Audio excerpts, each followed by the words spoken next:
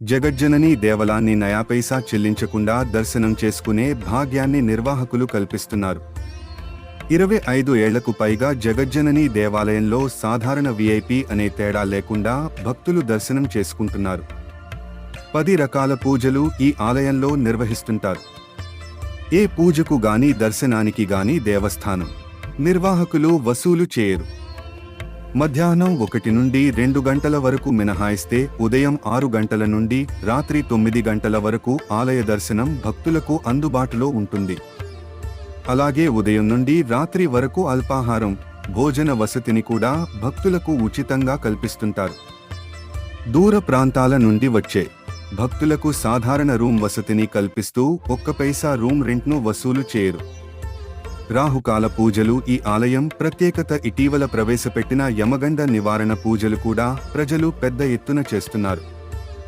భక్తులు అమ్మవారికి ఇచ్చే చీరలన్నింటినీ ఎలాంటి రుసుం వసూలు చేయకుండా ఆలయానికి వచ్చే భక్తులకు ఉచితంగా అందజేస్తుంటారు. మరో 10,000 చీరలు హరిజనవాడల్లోనూ ఆలయానికి సమీపంలో ఉన్న గ్రామాలకు వెళ్లి జగజ్జనని కార్యకర్తలు పంపిణీ చేస్తుంటారు. సాధారణ భక్తులకైనా విఐపి భక్తులకైనా ఎంత విలువైన చీరైనా ఇస్తుంటారు. ఆలయంలో అమ్మవారికి బంగారు, వెండిని విరాళంగా భక్తులు ఇస్తామంటే తీసుకోరు. ఆలయ అభివృద్ధికి విరాళం ఇస్తే మాత్రం రసీదు ఇచ్చి తీసుకుంటారు.